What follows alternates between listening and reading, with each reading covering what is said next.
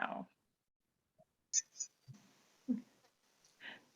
Good evening, everybody, and welcome to the Central Library of Rochester, New York's program with 5 wonderful mystery writers talking about amateur sleuths and the world of art and artifacts. We're talking about savvy sleuths, exotic locations, murder, how to create mystery. So I think we have a lot of interesting things to talk about. I am going to turn this over to Tina, and I am going to be in the chat. So if you have comments, questions, please look at the chat. Also, all the authors have put their websites into the chat. So take a look at that if you want more information about their writing. And Tina, I'm going to turn it over to you. Thank you, Mary. Thank you so much. And thank you to the Rochester Library System for hosting us. We're really happy to be here tonight. You know, the 5 of us have gotten together because we discovered that we have this common fascination with art and art crime. And we're touring our books together for that reason. And it's really been a ton of fun. We like to remind our readers that every work of art has a story and some of them are deadly. And that's what we're going to talk about tonight. I'm going to start by introducing you to Mary Monan. M.A. Monan's debut novel, Death in the Aegean, came out last month from Level Best Books. Her short stories have appeared in Malice Domestic and pulp anthologies, as well as Black Cat Mystery Magazine. Her nonfiction endeavors include articles on gardening and Victorian reception of ancient Egypt. An avocational archaeologist and USAF veteran, Mary divides her time between writing, traveling, and hiking. She lives in Kansas City, Missouri with her husband and 2 Siberian Huskies. Let me tell you all a little bit about her book, Death in the Aegean. When former archaeology student Stephanie Adams travels to Greece, she's suspected of murdering a wealthy bride who accused her deceased father of artifact theft. So Mary, your book blends archaeology, romance, and a museum. Can you tell us a little bit about how you came to write this, a little backstory, what inspired you? I'd love to know more. Okay. Hello, everyone. Thanks for coming. So those 2 little words, what if, is what inspired me to write this. Death in the Aegean takes place on the Greek islands of Santorini and Crete. And when my husband and I went to Santorini, because I've always been interested in archaeological sites and things, artifacts, I made sure that we visited the Bronze Age site of Akritiri, which was it was a Minoan town buried under the massive eruption on Santorini in 1628 BC, roughly. And I was fascinated to learn that with all of the buildings and streets and that they excavated and they found lots of household items and a lot of loom weights, but they only found a single gold item. It was a gold ibex, a type of goat, and it was protected in a small box. And that got me to thinking, because on the nearby island of Crete, where the Minoan culture also thrived at that same time, there have been found some snake goddess statues at Knossos. However, those are made of faience, which is a type of ceramic. And I thought, well, what if there's still undiscovered a golden snake goddess statue in Akritiri? What kind of people would come see it if that was discovered, and how would they interact? And human nature being what it is, I'm sure someone would covet it, and that would cause trouble. And my heroine Stephanie learns this the hard way as she gets caught up in international intrigue, murder, and all kinds of misadventures. So the what if questions. Yes, the what if. So that's enough about Greece. I am going to introduce you to Connie Berry. Now, best-selling author Connie Berry's dream of becoming an archaeologist ended when she learned that there was more to it than discovering tombs of long-lost pharaohs.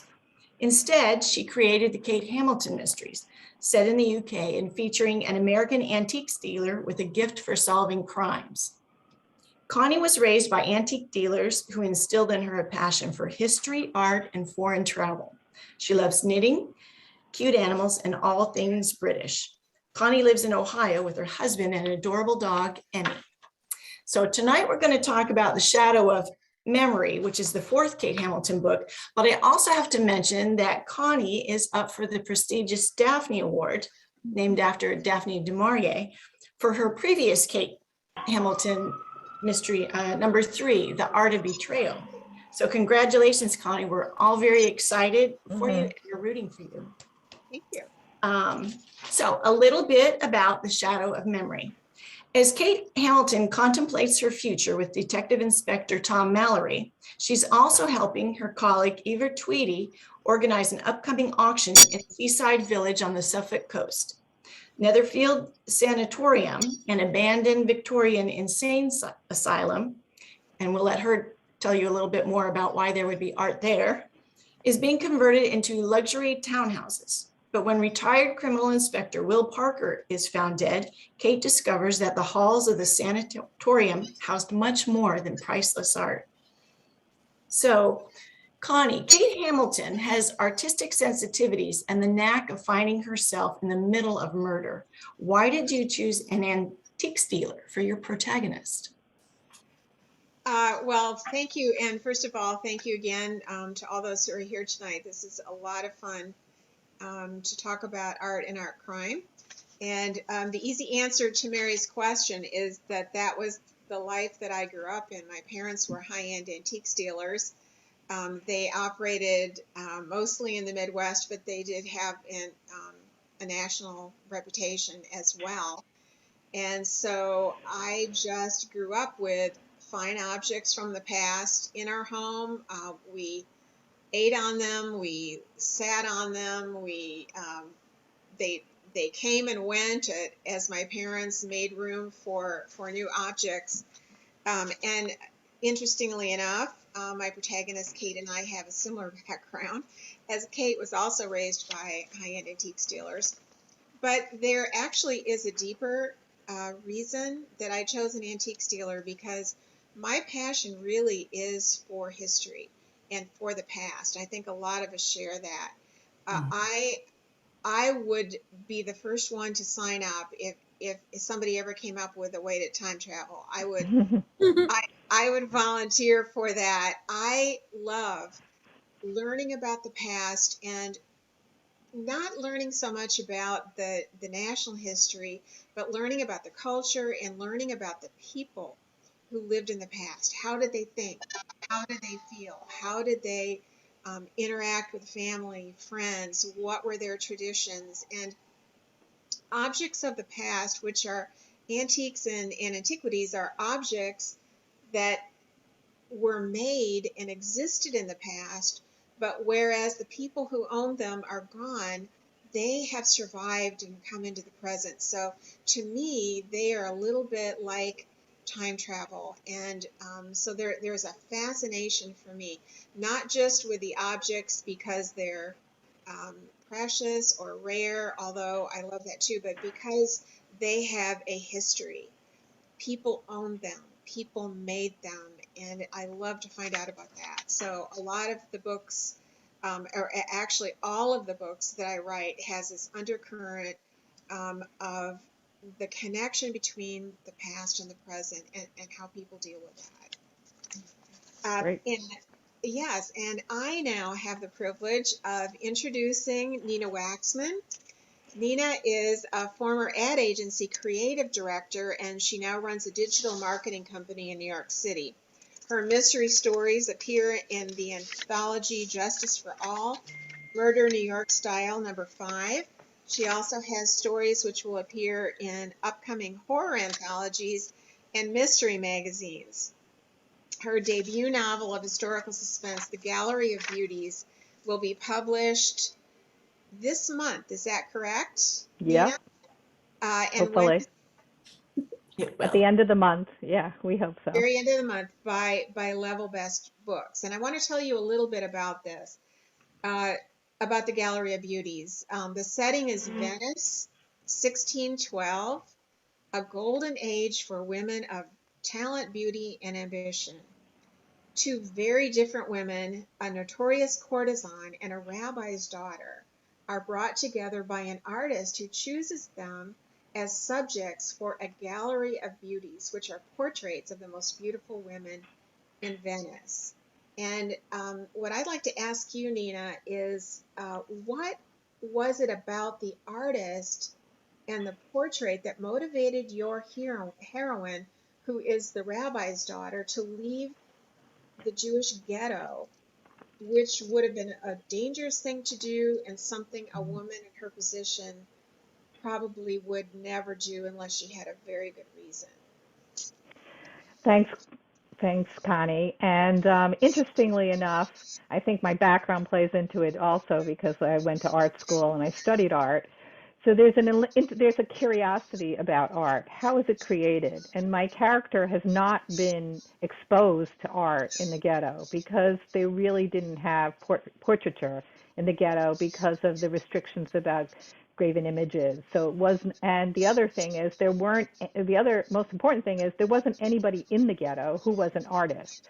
So she's a scholar. She studied every single one of her father's books, including about medicines, including the Talmud, but there's nothing on art. And it's like a mysterious kind of thing to her. And she also has, there's a prevalent thinking of the time of the Kabbalistic belief that there's the ability to have kind of a soul transference. And she sort of believes that when somebody paints a portrait, much like if you read about ancient peoples, they were afraid for people to take their pictures, their photographs, because they were afraid you would be stealing their souls. So she has a similar feeling that she wants to feel this transference of soul, investigate whether it's possible. And she thinks by getting her portrait painted from this artist, she might get that transference of souls, because she's trying to understand how he could possibly bring to life such a likeness of somebody in a portrait. So that's the curiosity. And then the other thing is, she's a scholar. She's the rabbi's daughter. She has a lot of tension to her in her life because she's a rabbi's daughter, but she's never really been recognized or conscious of her beauty. And here this man comes up to her in a marketplace and he says, "You're beautiful and I want to paint you." And all of a sudden she's kind of looking at herself in a different lens and she's very curious. So there is that little undercurrent we talked about. I think all of our novels have this little undercurrent of this romantic kind of connection with the male protagonist in the book. And she kind of has that romantic, she doesn't even recognize it as a romantic. It's more of a curiosity about this very interesting man who's doing something that she really doesn't know anybody else has ever done before. So anyway, thank you for that. And speaking of romantic interests, it turns me to the queen of romantic interest in our group, Lane Stone. So let me just introduce Lane to you. Lane is a baby boomer and dog mom, and she's the author of a new series of which this book, The Collector, is the first, called the Big Picture Trilogy.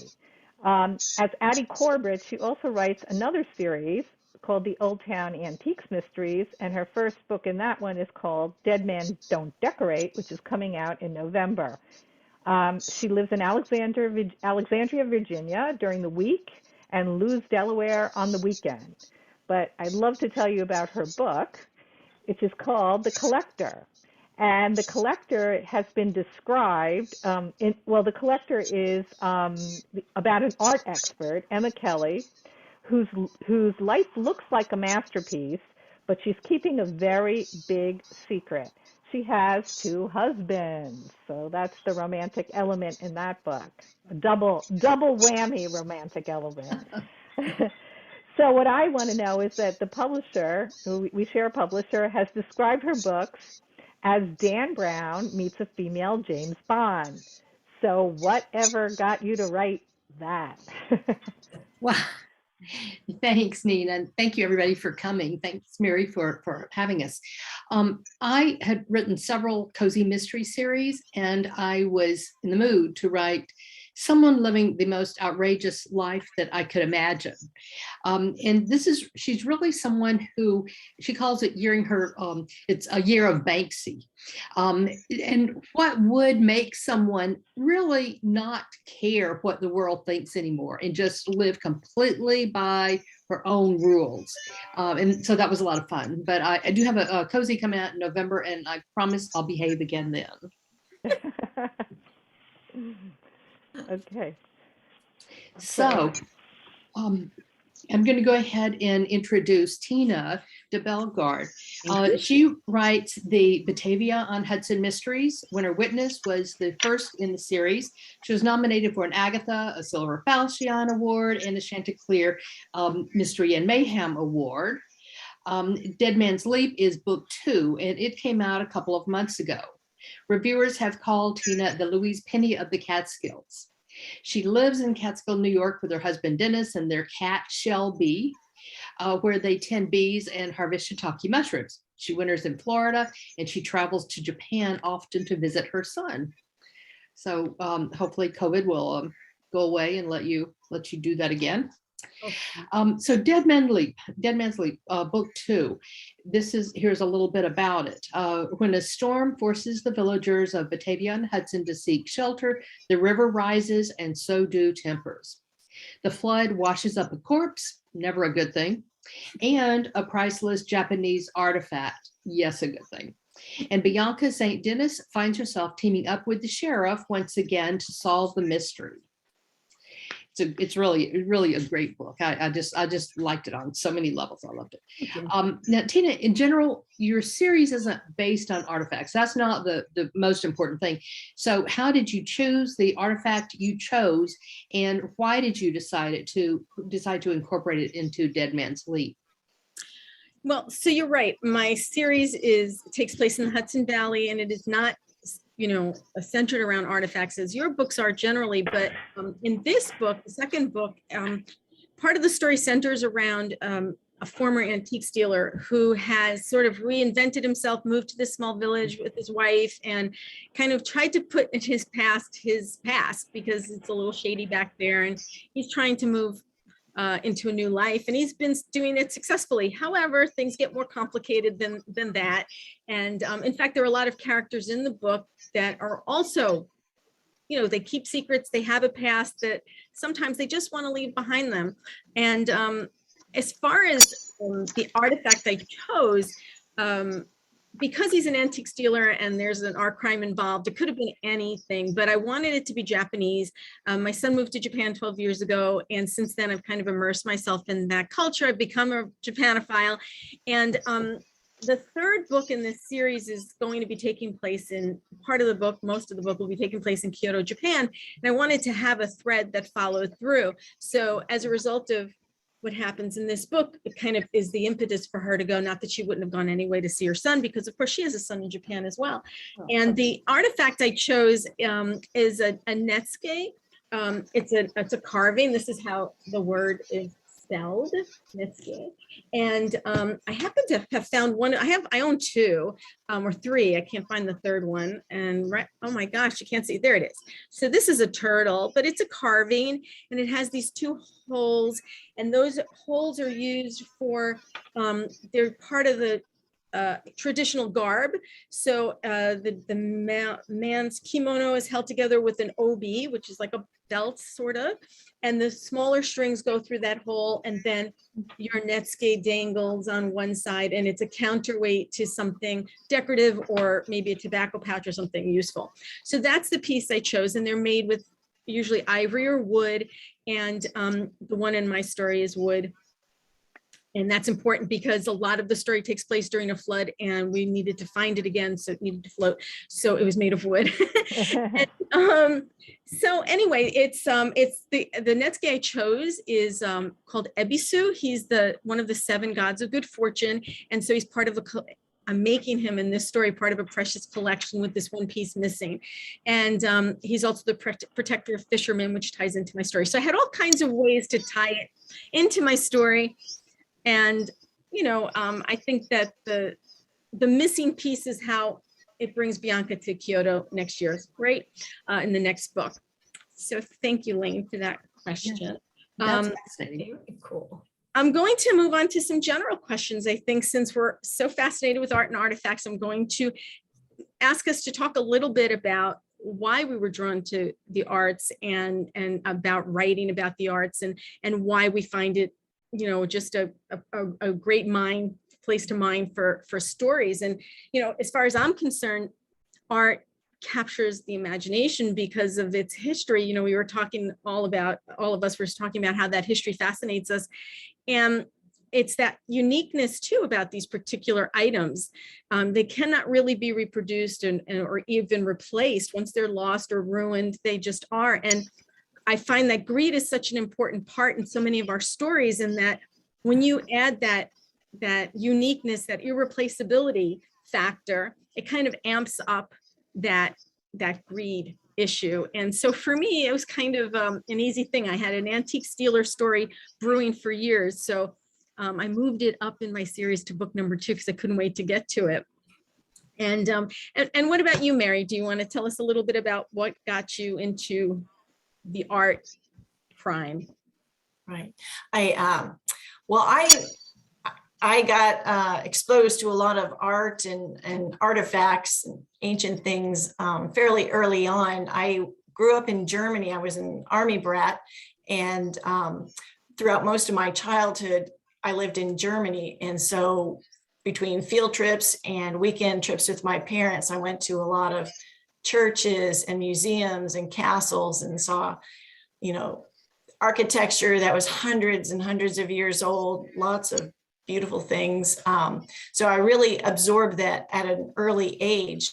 And then when I grew up, I joined the Air Force and met my husband, and we got stationed in Germany again and lived in Europe for quite a few years. And of course, I just, you know, indulged that interest and went to a lot more castles and churches and museums. So I've just been surrounded by just seeing so many historical items from long past cultures, and I wanted to share that love of those, you know, with readers. That's why I write about art. Well, that's a wonderful thing. Thank you. We're so glad your parents did that for you. And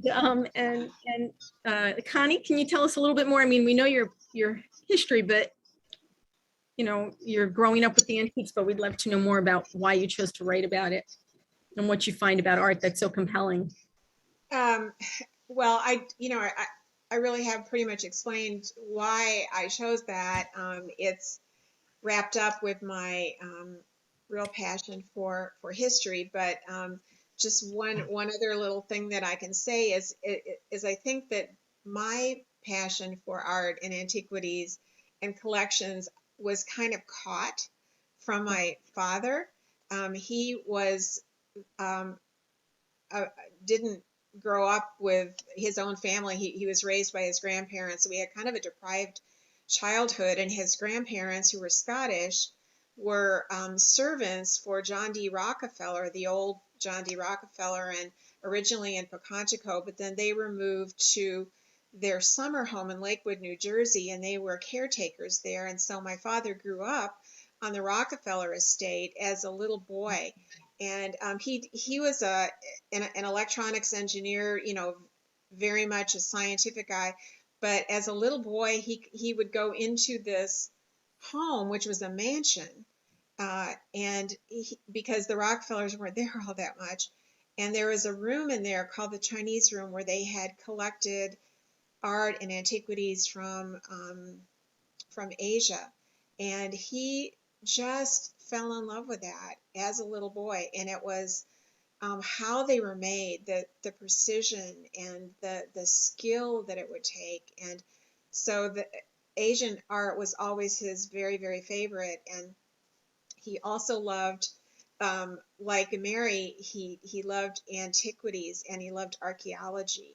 And he was fascinated with the tomb of Tutankhamun, and he just passed it along because he would tell me about it. And something in him, like an energy, his eyes would just get this little sparkle in them, and I literally think that I caught it.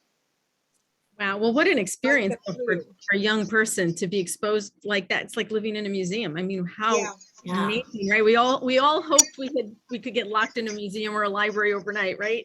So how wonderful was that? And the old John D. Rockefeller actually did give my father a dime, which he was famous for doing, but my dad immediately spent it. He said, "Don't spend this, save it." And my dad immediately went to the pictures. So That's a tough So, choice. That's Yeah. Tina, I'm just going to answer Olene's question that Yeah. was about Yeah, I was just where gonna the Gallery of Beauties came from. And it's interesting because I think what you're hearing from Connie and from Tina is something that we're saying, that every piece of art has a story. And so when you see the art, whether there's a greed factor and it has a story, but with me, looking at portraits had a story too. And what I discovered was that when I went to Munich on vacation, we went to the Nymphenburg Palace, which is in the center of Munich. And in that palace, there is a Gallery of Beauties, which was created by Ludwig I, otherwise known as Mad King Ludwig. And he had commissioned the portraits of the most beautiful women in Munich from all walks of life. And they lined this one beautiful white room.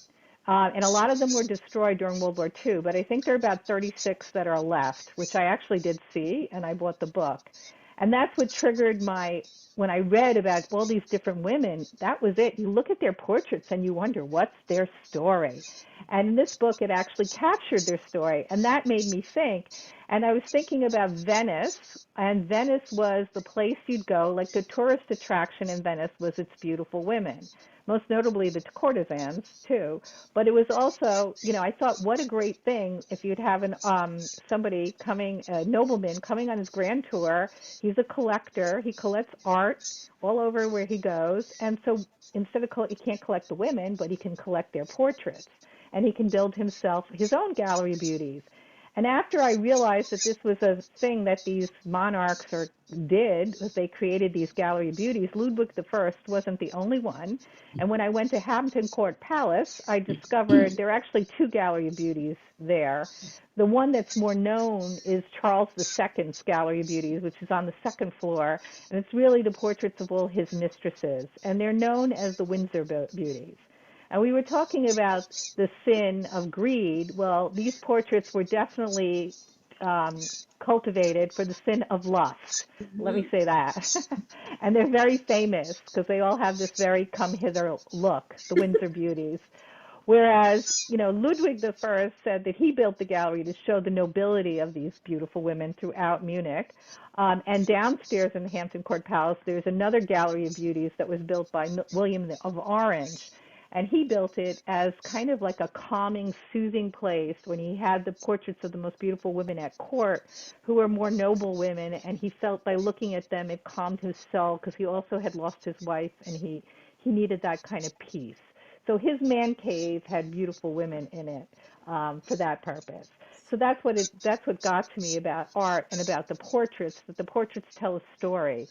And so obviously when you go from, you look at the story behind the portraits, I think all of us have found the story behind the piece of art, whether it leads to a sin, one of the 7 deadly sins, or it has a story of its provenance that inspires murder. That's where we all went with it, because we see the story behind the art and the passion behind the art as well. Yeah, I think you're right about all of that. And that's fascinating. Lane, you too, you have, well, tell us a little bit about what drew you to the art world and why, and you have her all over the place. So I'm interested in that too. I don't know which is more interesting to me, art or art crime. It's certainly close. And just the power of objects is real, and certain things can have a hold over us. And you see it really well with people that illegally import orchids or body parts. I mean, it is just crazy the amount on the internet with people buying and selling parts of corpses. And so I was okay, can I interrupt? I just have to ask, does that have to do with art? Yeah, well, it's collecting. It's a Oh, power of collector. objects. Gotcha. And so what is this power that objects can have over us? What will it make someone do? Murder? Just what will it make?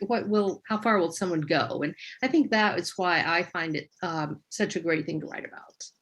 Yeah, I think you and I are on the same page with that. That whole what's so compelling about it, right? That just separate from the art world, like I said, I'm not writing about the art world all the time, but I knew that there could be a compelling story there. Yeah. Let's talk a little bit about our research. What kinds of research we needed to do, or what we enjoyed doing research on, any kind of interesting tidbits or facts you uncovered in the process. My research is probably a lot easier than the rest of you, because I worked on one particular artifact and I did some research on Japan, but for me that was mostly from my travels there and reading and internet. And when I get stuck on something, I always have a contact there now because of my son and his wide network of friends. So I have people I can ask my questions to. So I never really considered it research, and I'm hoping to do more research this year because they're opening their doors and their borders, and I'm hoping as a tourist to get back in there. They haven't been letting us in, and that's a good thing because my Japan book is coming out next. And as far as an interesting tidbit, and I'd like you all to talk about that when I get to you. What I found was interesting that these netscapes, when they're carved, that when an artist was commissioned by somebody of a much higher rank, class-wise nobility or something like that, they didn't sign them. So like mine are signed, but you would tend to think that they weren't signed, that they might have less value, but it was actually the opposite. It meant it was going to an important house. So I thought that was an interesting little tidbit. And Lane, tell us a little bit about your research. Well, I have a postgraduate certification in antiquities, theft, and art crime. Oh, right. But the whole signing is really interesting because let's say you paint a painting and you take it down to the auction house and you say, this is a Picasso that was found in my attic. Or I think this is a Picasso. I don't know, but my grandmother said it was. Okay. If you didn't sign it, you could get away with that. But the minute you sign it, Picasso yourself, you've committed a crime. Wow. Oh, how I didn't interesting. know It makes that. perfect sense, but until you said so. Oh, very interesting. Wow. Mary, I have a sneaky suspicion your research is a lot like mine. That travel, right? The travel. Yes, of course, going to the country is the absolute best. And so we quite enjoyed going to Santorini and Crete. And so for the book, basically I took tons and tons of notes at every museum and the artwork is amazing. The Minoans were like 3,600 years ago, and they created beautiful frescoes and beautiful artwork that was quite ornate and detailed. And it's just fascinating to me that they could do that at that time. But so basically I took lots of pictures and notes in the museums, particularly the Heraklion Archaeological Museum. And but of course, that's not enough. I needed to come back here. So I hit the local college library, did a lot of research on Minoan snake goddesses and the gold work, and also a lot about the culture. I have to say, this isn't about artwork, but one of the most fascinating things I did discover when we were at Akritiri was the sophistication of the sewer system. They actually had toilets in the houses. Basically it was a hole in a stone seat, and there was a sewer pipe that led to sewers that ran beneath the streets of the city. So that was just incredibly advanced. So that was the most interesting thing I discovered in my That is bit of interesting. research. It Know took that another 3,000 years for the rest of the world to catch up to that, right. right? I know. I think I compare that to, when the pioneers moved west, Or even wet England, they streets. didn't have indoor. They used to just dump the sewage in the streets or in the Yeah, basement. Europe. I love the idea of the stone seat. I think about people who use a hair dryer to blow the seats warm to warm them up. I wonder what they did. Maybe heated up rocks. I don't. I Well, it mean, was hot there. It was also hot there, wasn't it? It was, yeah. But But also, you also Crete said has something. snow. all the more reason why the stone seat could be a problem. But Mary, didn't you also say something also interesting about the Akateri site that you found that was different than Pompeii? Oh, well, this was, another interesting tidbit was that, so Akritiri was buried during the massive eruption of Santorini all those years ago.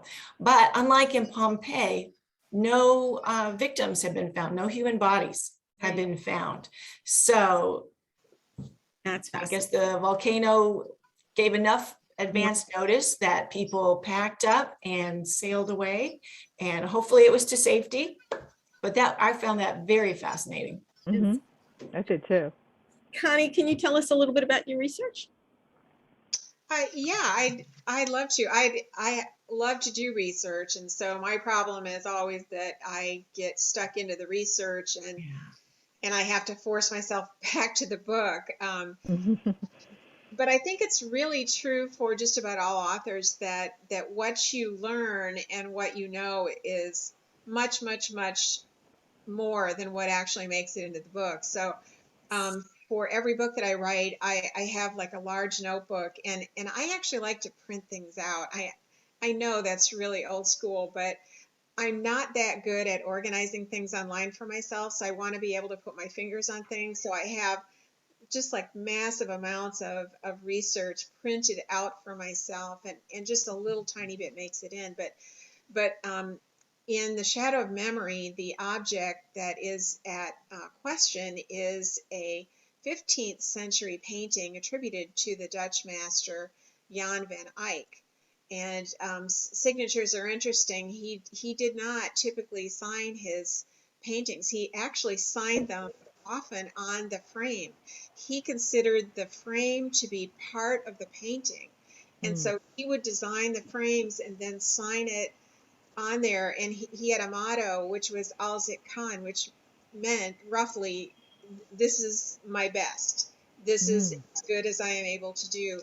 There are a couple of paintings that he actually signed right on the painting, but not down in the corner, but kind of right in the center as well. But many of his paintings were religious subjects, and he did not sign them. And it may be for the reason that you talked about, Tina, just kind of a humility. So many of them were altarpieces in churches and so forth. But the fascinating tidbit that I found was that fairly recently, technology has enabled scientists to determine whether a painting is an original by looking microscopically at the tiny, tiny, tiny little particles, because a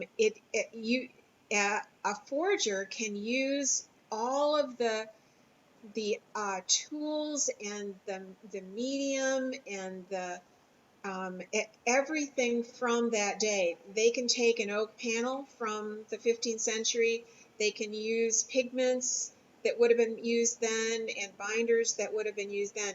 But like DNA today, you can't go into a house and murder somebody and leave without leaving some DNA somewhere. And it's the same thing with painting. Something from the modern world will embed itself into that painting. And that is now through spectrography and radiography and different methods they have. That is what they are looking at. And actually quite a few forgeries have been recently found. And one of them was a supposed Franz Hals painting that Sotheby's bought from a Mayfair dealer and sold at auction to an American collector for $10 million.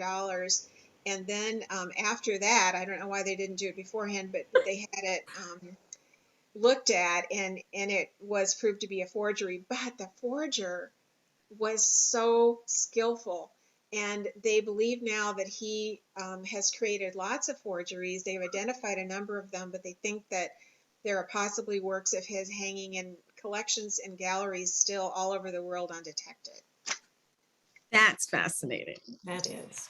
Wow, that's crazy. Oh, that is so interesting. I think I recently saw a TV episode because, we all ingest so much of that, right? Consume so much of these mystery stories on TV and books on this exact subject of modern day making its way into a forgery. Very interesting. Mary Fraser made a comment that she was finding this whole idea about the signatures so interesting. I'm going to ask Nina to talk a little bit about her research, and then we're going to, I think, round back up to Lane because Mary has a question for Lane. We'll get to Lane in 1 second. Nina, you want to talk to us about your research? Yeah. So again, I loved doing the research on. Well, I go to Venice all the time. I go every 2 years because they have a big international art fair. So I go there and then I explore all the different museums. And I know Venice very, very well. So but the thing about Venice is no matter how many times you go there, you can always find something you never see before.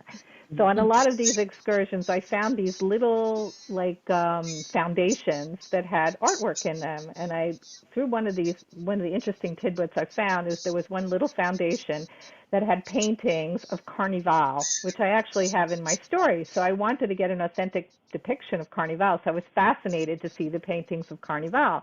So along with the big practice, which was having human pyramids, which they had acrobats who do human pyramids, they also had, in Disney World, when they have Tinkerbell goes from the top of the tower down, well, they had the same thing in Venice where they had an acrobat. It was called the Flight of the Turk. I guess they dressed the person as a Turk, and they would go to the top of the tower in St. Marco's Square and go down in a zip line to the Doge's palace.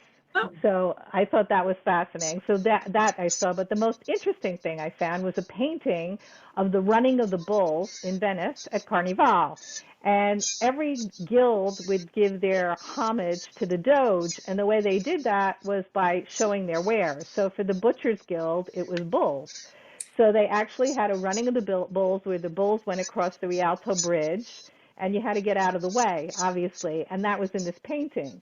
And then they also showed a painting of a bullfight in the middle of San Marco, which was also run by this guild. So if you Google bullfights, it's probably hard. And I never came across anything about bullfights or running of the bulls in Venice until I saw these paintings. And then I read up afterwards and found that they stopped that practice later on because too many people were getting gored, and the citizens actually wrote in to the government. They have this little, if you ever go to Venice, on the side of the Doge's palace, you'll see like a little lion's mouth, and I forgot what it's called, like the Boca Leon, and it's a little place that any citizen of Venice could go and leave a note to the government about something you wanted to complain. It was like a complaint box. So enough complaints came through the box about the running of the bulls that they stopped it. So that's the interesting tidbit I found. It's a great tidbit. Oh my goodness. I love the suggestion box. I know about the Boca de Leone, but I didn't really realize I didn't register what it was. Lane, Mary has asked, please feel free to speak more about research, but also she had asked to give us a little bit more information, background on your art crime degree background. And she asked, is it mainly to detect forgeries or, No, it was more theoretical than that. We had maybe a third was on forgeries, but we looked at what is behind that, because sometimes what is labeled a forgery is really just misattribution. And it's not as cut and dry as you think. I mean, if something is made in Rembrandt's studio, let's say he painted 50% of it. Is it by Rembrandt? 40%? Is it by Rembrandt? 60% isn't. So it's not as cut and dry. So it was a lot of theory like that. And then let me see, about a third of the course was on cultural property theft. And that was very interesting. And one example I give a lot of times is if you have a subsistence looter that is stealing things and selling it to to make money. To feed his family, that's illegal. But in most countries, Syria, Iraq. But if you had one of the, hate to say it, Rockefellers, something like that, doing the tour and taking whatever he wanted and back, and even donating it to the Met, then that is considered something different. But is it really? It's these kind of conversations are just fascinating. And then of course art theft, and that's when we get into the power of objects. And you see that a lot with museums are big emotional spaces. We saw it just 2 weeks ago when someone attacked the Mona Lisa again. Right. And there's a movie coming out called The Duke, and it is about a true story. It's in England. They increased the amount people were going to have to pay for TV, for the TV tax, and someone wanted to protest that on behalf of senior citizens. And he stole a very valuable painting, and on TV it was like, this was the work of this was the work of a very sophisticated gang, and it wasn't. It was just this older man that did it because I have to ask, emotions he had.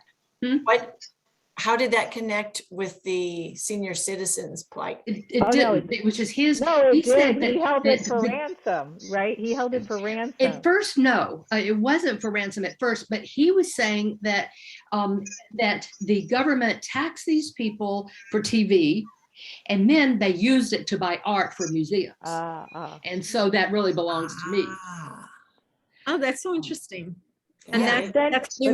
but then he extorted them and tried to say, "I'll give it back if I'll tell you where it is if you take away that tax." That's what he did in the end. Yeah, which is interesting. So what But happened? it's so interesting because in Lane's book you have damage. There is a vandalism in your book that your main character is investigating, which is interesting. And it's kind of so often, like by far most of the time, that a portrait is damaged by vandalism. It's a portrait of a woman, and very often the eyes or the breasts are attacked. Wow. And so the psychology of that isn't hard to see. That all day long. Wow. I have a question for you, Lane, on that subject. Did your studies predate your interest in writing? So did you write because you did the studies, or did you do the studies because you're writing about it? I did the studies, and I knew at some point I would use it. I didn't want to write another art crime book. And then some reason, one day I thought, she has 2 husbands. Oh my Lord. And then I was off from there. So. Right. That's great.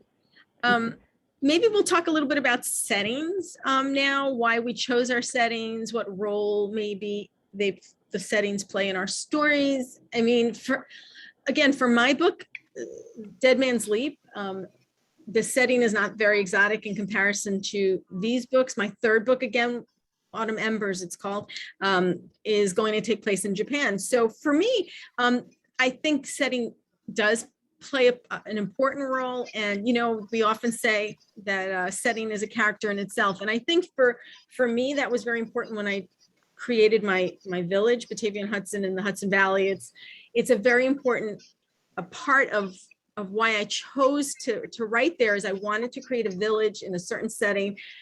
But I also it was about the village dynamics, and I wanted it to be a quiet place because I wanted that intimate environment. And when as I'm writing the third book, a lot of the story that takes place in Japan takes place in the expat community. So Japan is a beautiful setting. It has a whole history. I'll be writing in Kyoto. Most of the story takes place in Kyoto, which is fascinating. But I'm also fascinated by those little groups of people. So this expat community and the dynamics that go on there. And,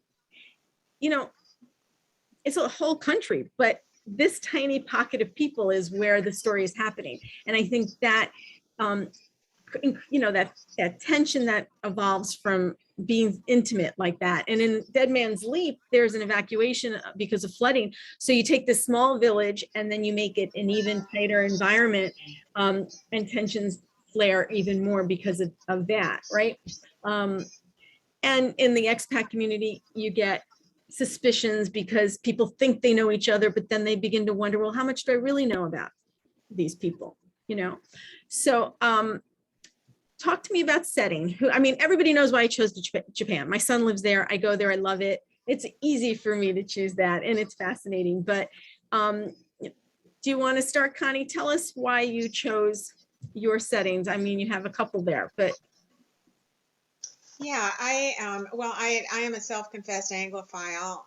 I love all things British. I started off with my Scottish grandparents who came over as adults, and they didn't really assimilate into the American culture. They pretty much brought Scotland with them. All of their friends were from kind of the same area. The food they ate, the way they talked, the way they lived their life. My grandfather was a gardener, and he was a lawn bowling pro at a club in Buffalo, New York. And so I kind of grew up with that. Everything British is best thought in my mind. And then when I was in college, I went to school at St. Clair's College, Oxford. Wow. Really fell under the spell of the British Isles. I studied, have a master's degree in English literature and history, and so I've just kind of surrounded myself. And so it was a natural place for me to set my book, mainly because that's where I'd like to spend time.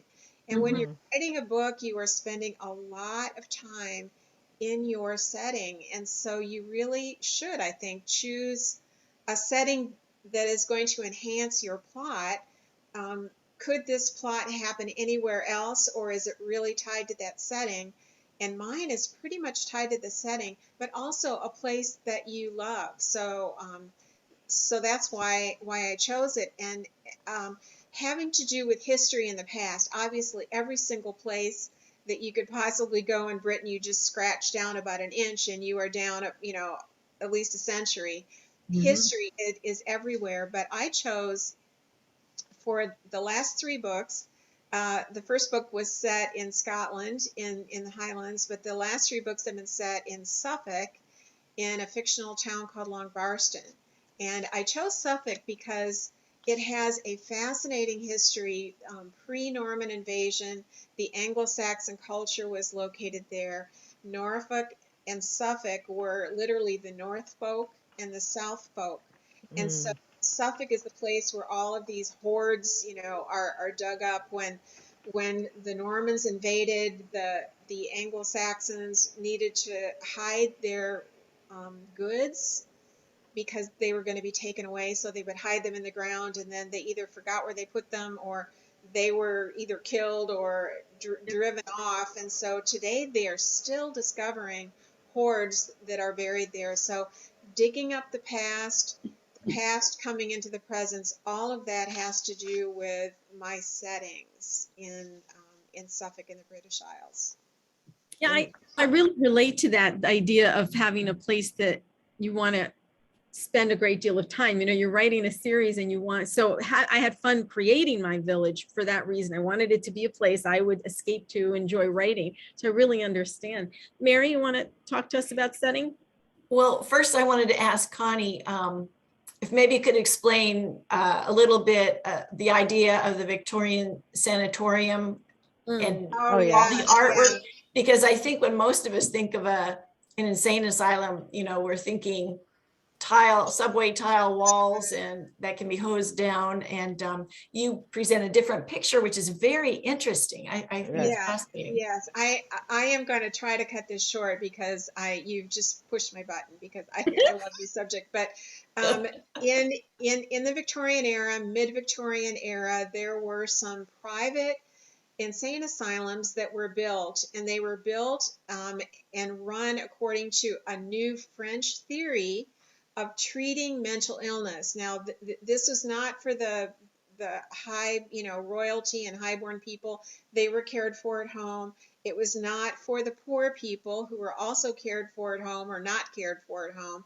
But if they got violent, they would be sent to the public insane asylums, which are very, very, very bad places to go. So these were designed for fee-paying patients among the middle classes, and they were designed for people who were going to get better.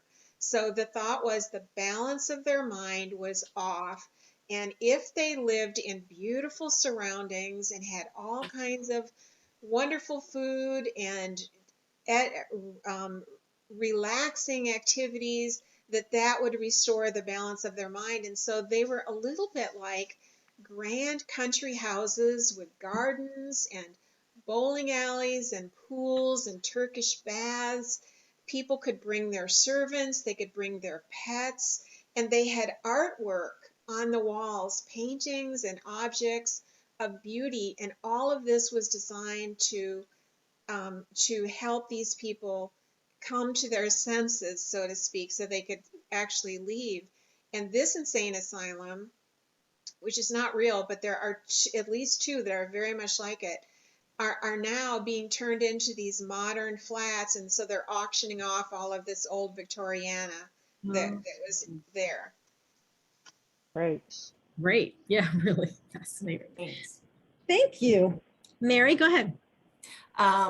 Well, first, while we're on England, I want to say when I did live in Suffolk at RAF Lakenheath, we did have to buy a TV license, and the government had little tiny utility vans that would drive around with a radar, and they would know who had paid. I guess they could tell who was using the TV, and they had the I guess by the reception and all, and they would get you. So one thing I have in my souvenir album of England, the very first thing is our TV tax. There you go. Okay, so just wanted to add that since it came up.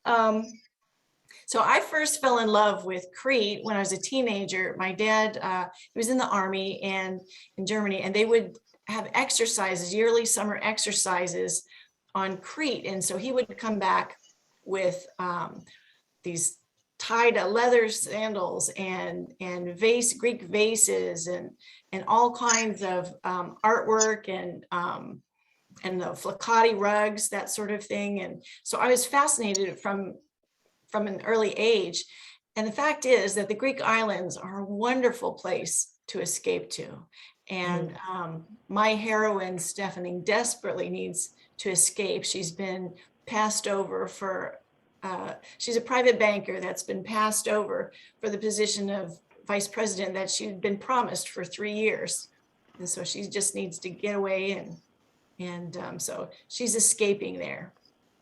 It's a good place for romance too, right?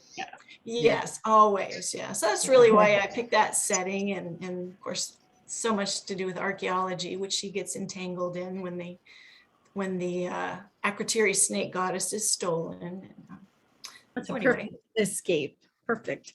Nina, talk to us a little about your choice of setting. I mean, I think you've talked a little bit about it, but Yeah, well, then I go to Venice a lot, as I said, but when you think of a mystery and you think, I like dark mysteries. And then I was thinking about dark passions and artists, and he's stirring dark passions and these most beautiful women of Venice. Like I said, when you think of most beautiful women in that era, you would think of Venice because that's where you went for beautiful women. And also when you think of mystery, Venice is such a city of mystery. You know, it still is. It's like labyrinthine passageways. Think of all the books that you've read, like Don't Look Now, that have this mystery behind it. Venice is just a city of mystery, and it's always been that way for me too, and I love going there, and I love the most fun thing to do in Venice is to get lost there. And the other great thing is when I go to Venice, what's interesting is that, I don't know if this happens to you guys too, but your character, because you go into your character's mind so much, that you can go into a setting, and I go to Venice and I'm walking down one of the calles, which are, you know, the few walkways there, and all of a sudden I feel like I'm walking in her shoes, and I know exactly what it's like to walk there, and I think I'm going to bump into one of the characters in my story there, because it just transports me. And I think Venice does that because it hasn't changed in 500 years. You can go through the same alleyways and see the same things. And I remember one of the interesting things I read was a dwarf wrote a travel guide in the 1400s. And of course, one of the cities he depicted was Venice. And he talks about going under evidently the Rialto Bridge was the place he went for a good time. So all the prostitutes hung out on the Rialto Bridge. Now the Disney store is there, so it's a little different. But there are evidently That's graffiti. changed. There is evidently graffiti, but the Rialto Bridge was there since, before the current one was built in the late 1500s. But there was always a bridge there, and there were only two bridges that crossed from one side of the canal to the other. So that was one of them. So that's interesting that it's sustained, and that whole thing is that you can trip out there, but you can still walk there today and feel like you're there. And then the other thing was I had a personal connection because my mother's family was also from Venice, and we had some relatives that were still there till about 20 or 30 years ago. But I am a descendant of a chief rabbi of Venice who was a contemporary of my main character's family. And my mother, we have candlesticks, her candlesticks that she lights on Friday night. She once turned them over and showed me that they were silver torch holders. So some nobleman the ghetto was used where everybody went to pawn their stuff. So she thinks, her hypothesis was a nobleman must have pawned them in the ghetto, and one of my ancestors was the pawnbroker. So that's how we got them. So that was my personal connection to Venice, too. Very interesting. And Lane, you want to talk to us a little bit about all your choices for? Well, since this series is a thriller instead of a mystery, I get a really big playground, and so she's always flying, from this museum to that museum, and that was a lot of fun. Except figuring out the time difference and the time changes and all of that. But you also have her husband's in Bath, which is a great fit. One of them.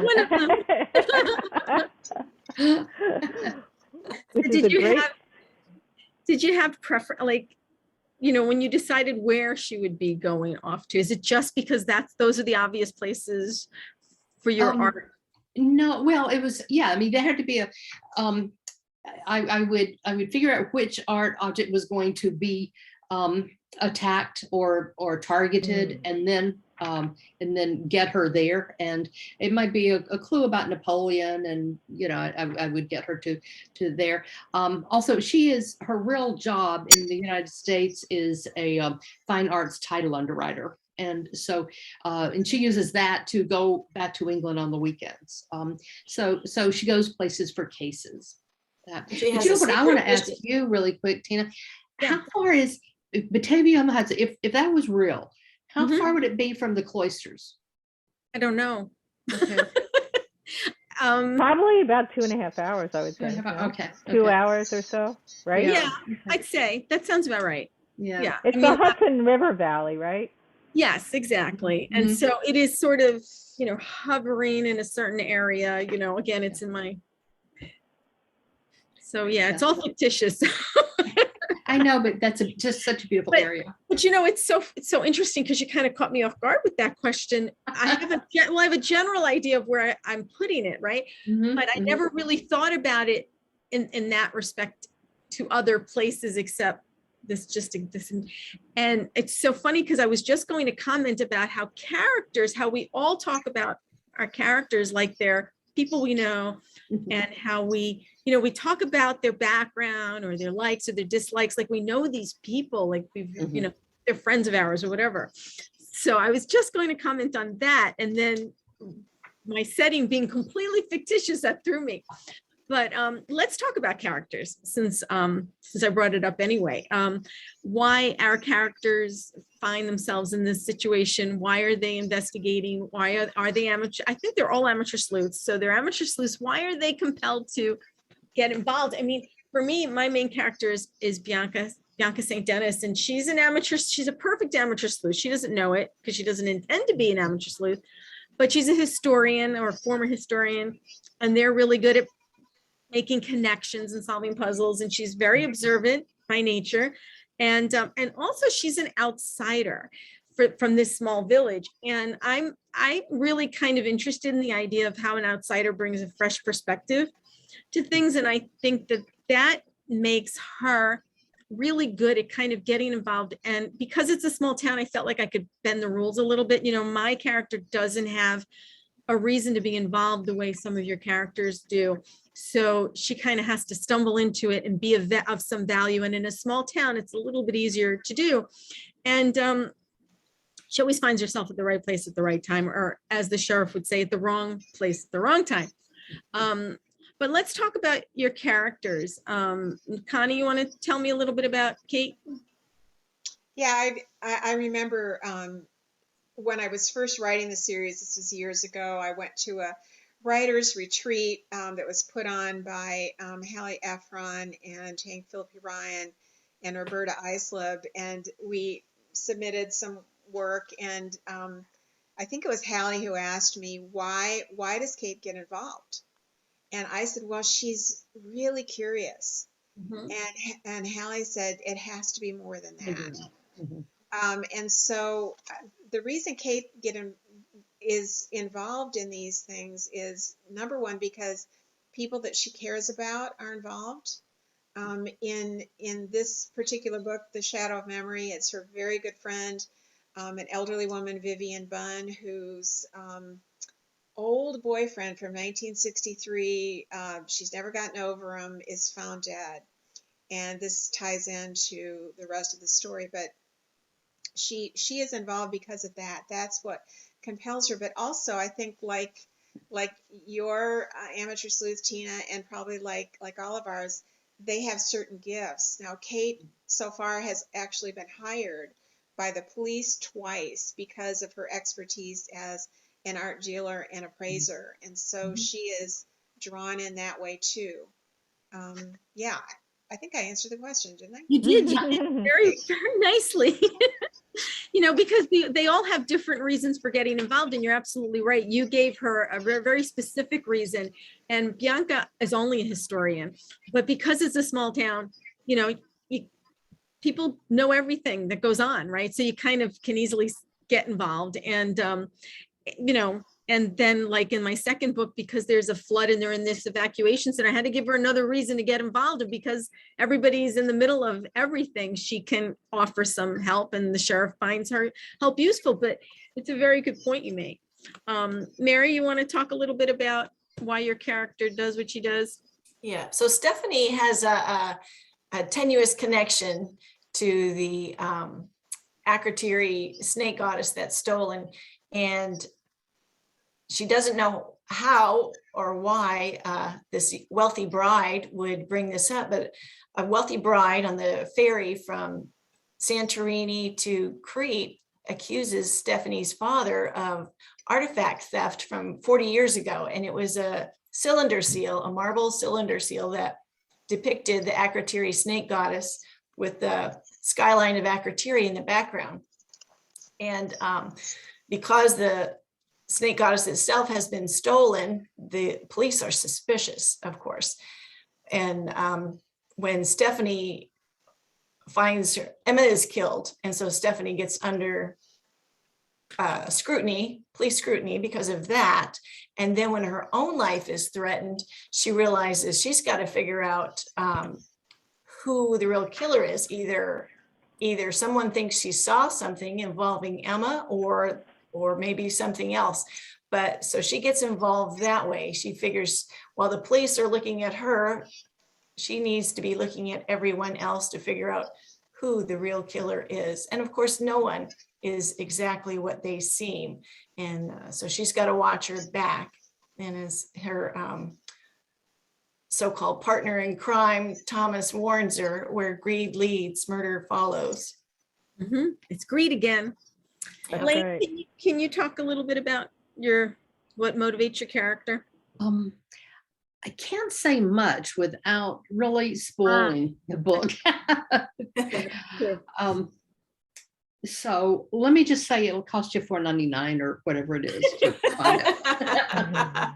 Which reminds $4.99 question. Yeah, which reminds me, when we get a chance to, we might want to put our websites back in the chat. So it's easier for the audience to find. If you click on our websites, you'll get on those links, you'll get more about us. You'll also get links for purchasing. You'll get opportunity to sign up for our newsletter, which is always fun.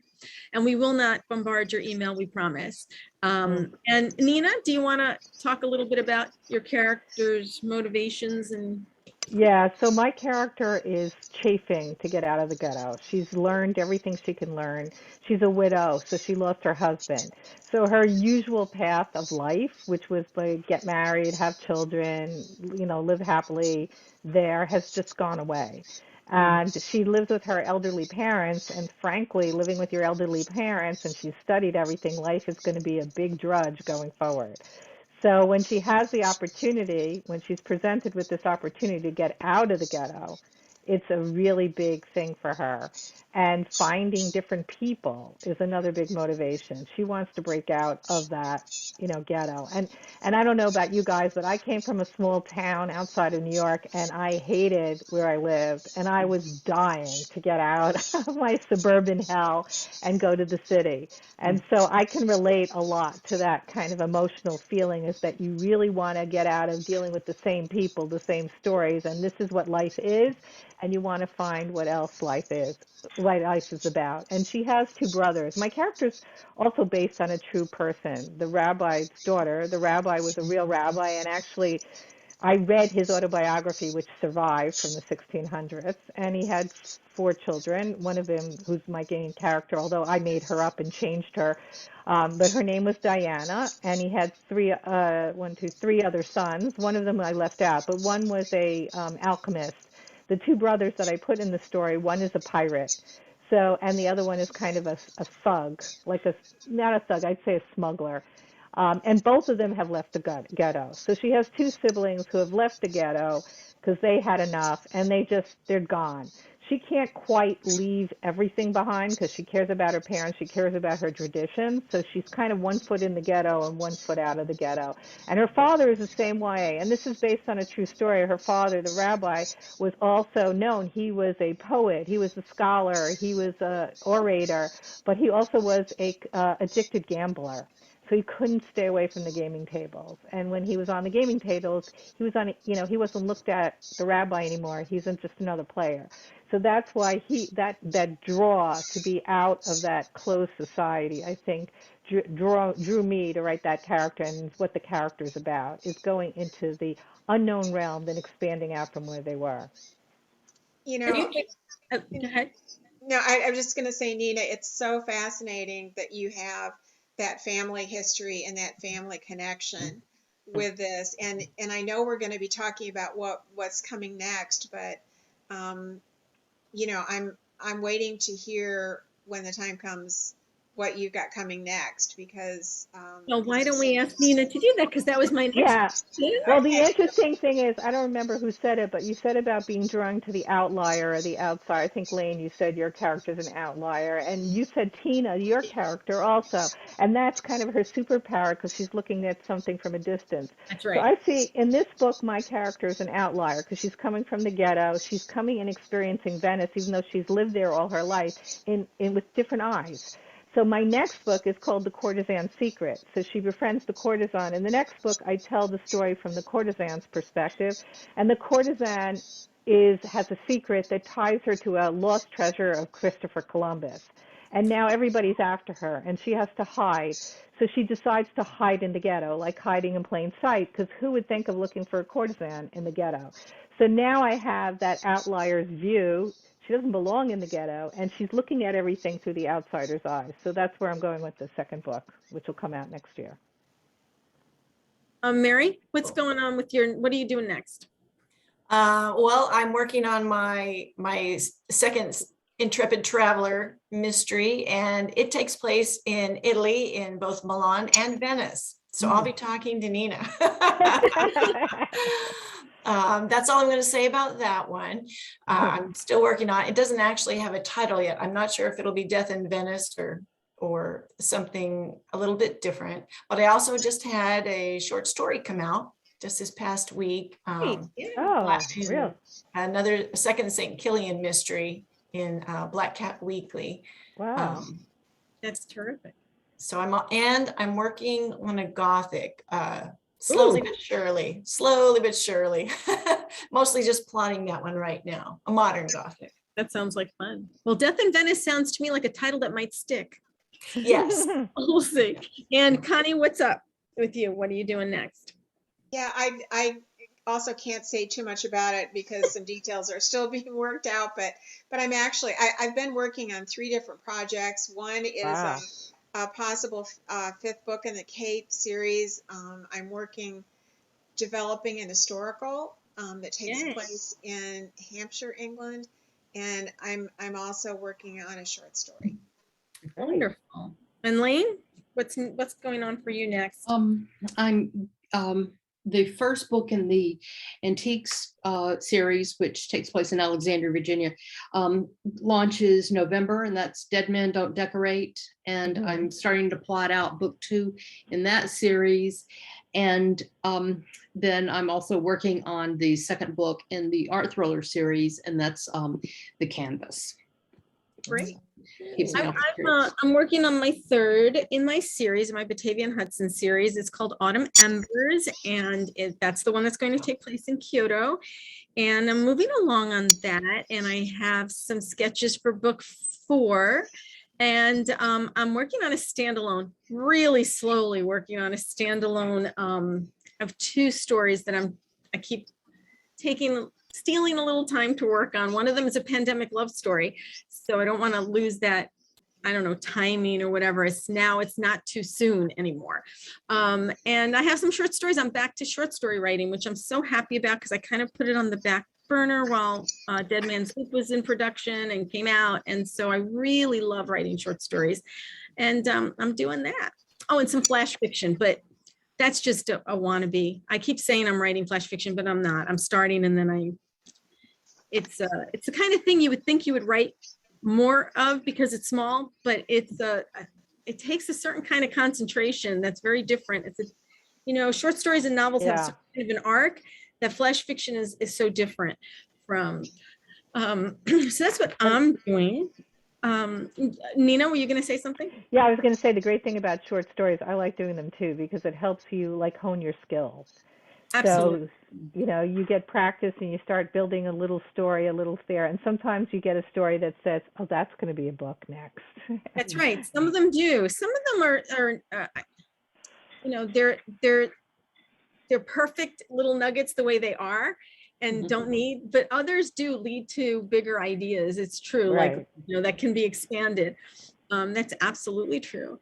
Are there any questions out there? We're happy to take some. I can always throw out another question, but I don't want to take a chance away from somebody else to ask a question. I have a question if no one from the audience does. Yeah, Mary. Connie, I was wondering what the frames that Jan van Eyck designed for his pictures, what did they look like? I mean, what was the design? They're actually pretty plain, mostly, and are painted. So he would paint the picture and then the frame as well. But sadly, though, the frames don't last as long as the paintings do. So I think there are 23 works of art right now that are attributed to Jan van Eyck, and many of them have lost parts of them, and the frame is a part of them. Did he actually, how involved was he in the frame? Was he making them? Was he designing them? Yeah, he had a studio. I don't know that anybody knows for sure if he actually personally, physically, like cut the wood and did all that, or if he probably had some apprentices that helped him, but he was the one who designed how it would look, and then he would paint his little sayings on the side because he thought of it as all one piece of art. It wasn't a piece of art in a frame. It was an entire work of art. There were a lot of artists who did that. They considered the frames part of the art. Even later on, Gustav Klimt did that a lot in that school of painting. Yeah. They did that too. So they considered it part. And if you go to the museum, some of them you see that the art is designed with the, even in the Renaissance, they did that too, some of them. I can see that. That would make sense, wouldn't it? Because it would be part of the whole picture. And an artist would want to have control over that, I think. Yeah, yeah. I mean, I wonder if maybe it was all the layers of paint on the actual canvas or wooden board, which preserved it, and the frame maybe didn't have quite as many layers. And that's why. Well, you know what Connie was saying about whether he did it himself, because when I was in art school, a lot of that at that time, there were a lot of artists who used to come to Parsons and like select, usually guys, to be their apprentices, and their jobs was usually to stretch the canvases and build the frames and all that kind of stuff. So that's what they did. So I'm sure, like when you read a lot of like even Rembrandt, these guys had the school of Rembrandt, and they always had apprentices that worked for them, each one of those artists. And that's how you learned the craft, is really you had apprentice and you had to do that scut work. So I assume that that was part of it too. Very interesting. Yeah. All right, ladies, we still have a few minutes. So I'm going to ask you to, let's see if we can come up with a question. That's... Why don't we ask about the casting call? Yeah, actually, that was the one I was thinking of. So Nina, who would you cast? Well, I was just going to say, after reading Mary's book, I would cast Stephanie as Jennifer Gardner, 100%. Like, kind of like that girl next door kind of look, but also international, kind of could be a spy type also, or kind of be an art investigator or whatever. But she's just like that girl who gets in the wrong, in the mystery in the middle of things. So that's what I thought of hers for hers. For mine, in today's world, I only look at classic movies, and from classic movies, I would have picked a young Elizabeth Taylor from Ivanhoe as my main character. And the other one for the courtesan, I just couldn't get out of my head Anne Baxter from Ten Commandments when she says, Moses, That's great. Oh my goodness. That's wonderful. Mary, who would you have you Well, thought? not Jennifer Gardner, but I like that comparison because I love Jennifer Gardner. I'm a huge fan of Alias, which she was a star of. So I don't know if you guys watch any Spanish shows on Netflix, but we saw a show called Grand Hotel. Oh, yeah. And it was the Spanish version. And I picture Stephanie as looking very much like Amaya Salamanca, who played Alicia, the lead character on there. And for Thomas, as soon as I saw the New Yorker Files, I thought, oh my gosh, that Max Winter character, who Julian Lumen is the actor, but that is exactly how I've always pictured Tomas. And that I wrote that several years before I ever saw New Yorker Files. But I'm thinking, if they ever make a movie, I'm gonna point towards him. That's good. Lane? I see someone like Tilda Swinton. I mean, a little androgynous, like a lot going on behind her eyes, that kind of thing. That's really good. Yeah, I do that too. Yeah. And Connie, what do you have in mind? Do you have anyone in mind?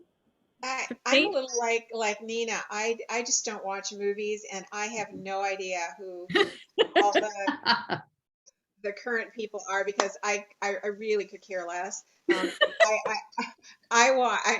I'm sorry that sounded kind of snarky, but we watch just about all British. That's what we love, and the thing I love about it is that they actually look like people, not like. Yes. Oh, I agree with you. Yes. Yeah. It looks different from one another. Yeah. But somebody did ask me that one time, and they said to me after they had read part of my manuscript, they said, I picture her as Charlize. Charlize Theron. Charlize Theron. Yeah. When her hair was dark, and so I actually put that in the book. Somebody says, "You look like Charlize that's right." When her hair was dark. So that's a brilliant way to get your characters' features across to readers. Have a comment from another character about who they remind her. Yeah. I'm gonna steal that, Connie. I can't believe none of us have listed Nathaniel Parker as, the British love interest. I don't know who Nathaniel Parker is. Hector Lindley. Oh, okay. Oh, yeah. He's been on a number. Yeah. Yeah. I haven't thought about casting anybody except Bianca, and if I cast her, I would want somebody like Kate Winslet or somebody. I was gonna say Kate Winslet too. Really? That's so Wow. funny. Yeah. Somebody down to earth, but still, very capable and kind of Yeah. practical, but beautiful if she wants to be, but down to earth. Not the murder dirter. You're not that one. That Caitlin Winslet. What was that? That last show that Kate Winslet was Oh, in. the one where she's like a murderer or something. Like No, she's a former. In, She lives in a small town. Mare of Right. Easton. Mare of Easton. Mare of Easton, Yeah. and the Saturday Night Live skit, murder. Your dirter was murdered. Saturday Night. I haven't watched Saturday Night Live since I was in college. Say that. I was just making fun of the way she talked. Well, ladies, I think this was a ton of fun. If we don't Yeah. have any more questions, and we're still willing to answer if anybody has one, but we're so glad you came tonight. I know a few people had to leave earlier, but we had a really nice group here and we really enjoyed talking to you. We put our websites in there in the chat. Please feel free to communicate with us. We'd love to hear from you, or sign up for our newsletters. We send them out once in a while. Mary, thank you so much for having us. We're very pleased you were able to put us into your calendar. This was a nice evening. Thank you. Yes, thank you, Mary. Thank We you, appreciate Mary. it. Mary, you're muted. Sorry about that. Thank you so much. It was just a really interesting conversation. So everybody check out their website. So thank you, Nina and Connie, Tina, Lane, Mary. Thank you so much for being with us. Well, thank Great. you. Thank you all. Have a good night. Thank you. Good night, Bye-bye. everyone. Good night. Bye.